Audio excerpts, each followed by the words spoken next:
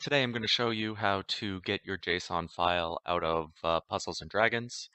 The first step is you're going to have to install a couple utilities that will allow you to use the tools. The first utility that we're going to download is Python. You can get it from activestate.com. You could also just look up on your web browser ActiveState and Python, and it'll bring you right here. Now, the first big thing that you have to make sure of is that you select the version 2.7.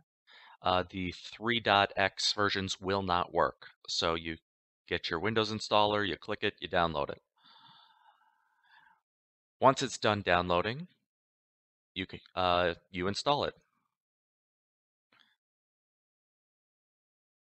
Now, this install does take a little while, so I will be fast forwarding through it, and I will resume recording once the install is done.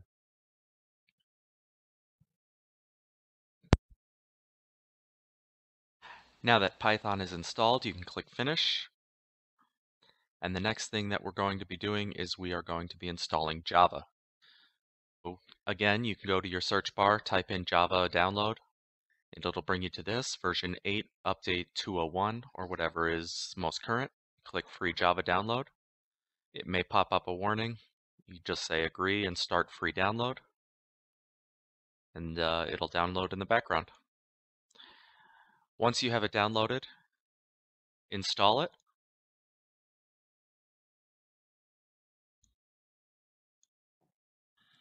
And this install doesn't take too long. So it'll download and then install Java for you because it's an online installer.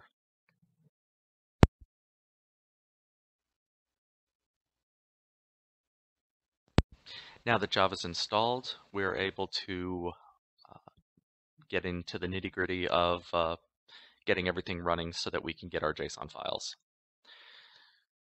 So on the GitHub page, we have a directory called Utilities. In this Utilities folder, we have Burp Suite, DNS Proxy, and PadBox. We need to download all three of those. To get the PadBox and DNS Proxy, you're going to click on them, and then you're going to click the raw button. Once you have the raw version up, you can Control S to save, and it will save the file where you specify it. I currently have them saved in a folder on my desktop called Pad. The Burp Suite, you can click, and then you can just click download. There is no raw view for that.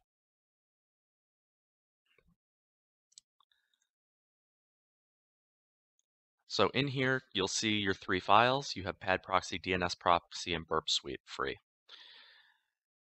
To use them, you're going to open up your command prompt.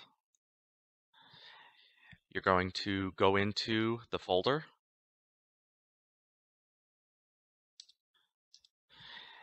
And then you're going to type in you're going to type in ipconfig and hit enter.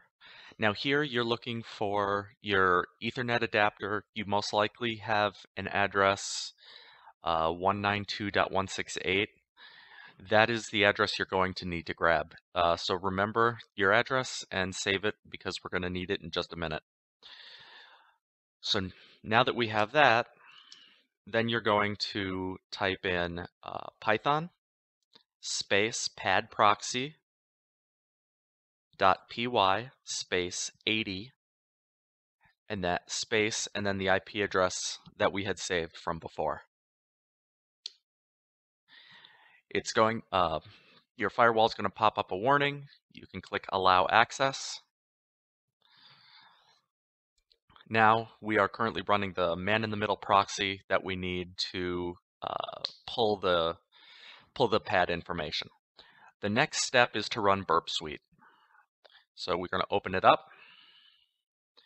We're going to uncheck the help improve and click I accept.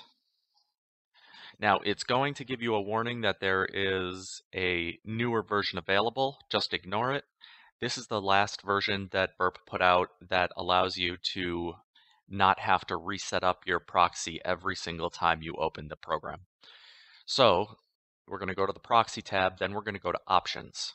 Now here you'll see it has your first proxy interface. You're going to edit that, and you're going to select all interfaces and then click OK.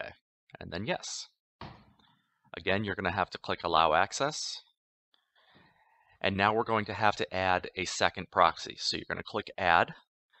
I always bind to port 443, and I select all interfaces. In request handling, you're going to check the box Support Invisible Proxying. Then you click OK, and you click Yes again.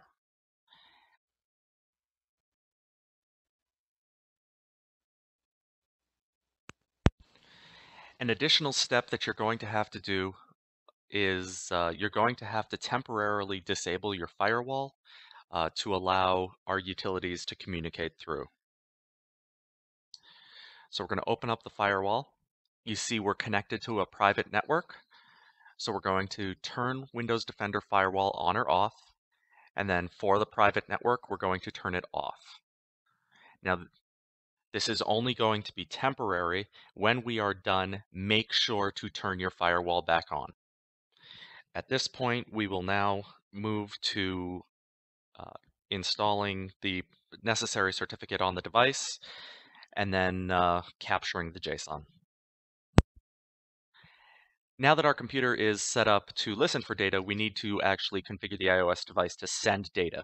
So we're going to open up our browser, then in the address bar, we're going to go to http:// the IP address from before, :8080. This will bring up Burp Suite's web front end that will allow us to get the CA certificate necessary to get the traffic from Puzzle & Dragons into Burp. So once this is up, you click on CA certificate, then you click Allow. This will bring up settings where it's going to ask if it's okay to install it. You click Install 3 times. Now that the certificate is installed, we need to set up the iOS device to trust it as a root certificate. So we go back into Settings, we go to General, and then About. We go down to Certificate Trust Settings, and we check the little slider, and then Continue. At this point, the certificate is trusted so that any communication through Burp will be registered on the device as valid. So now we have to configure our Wi-Fi. To do that, we go to Wi-Fi, we click the I, it then brings up the wireless connection information. From there, we're going to configure DNS and proxy. So on DNS, you're going to switch it from automatic to manual. You're going to delete the DNS server that's there, and then you're going to type in the IP address that we've been using the whole time.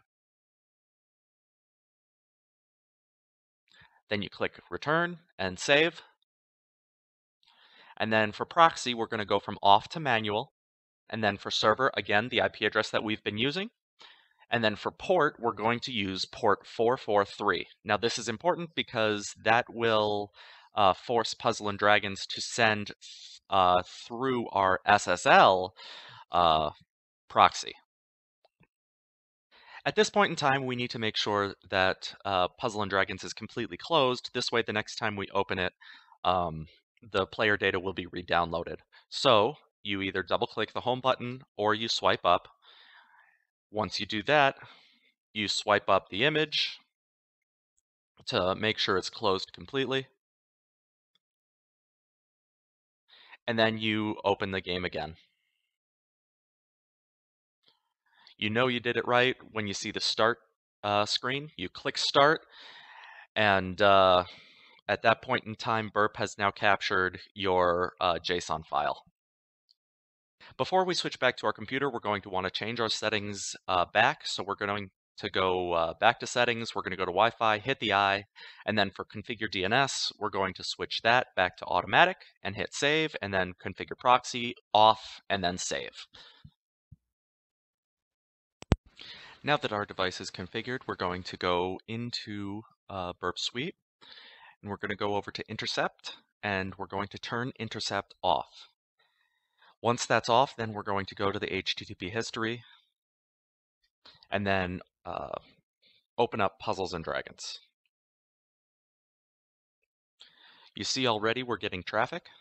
After you click the screen to start it, you're going to see here where it's going to say get player data right here.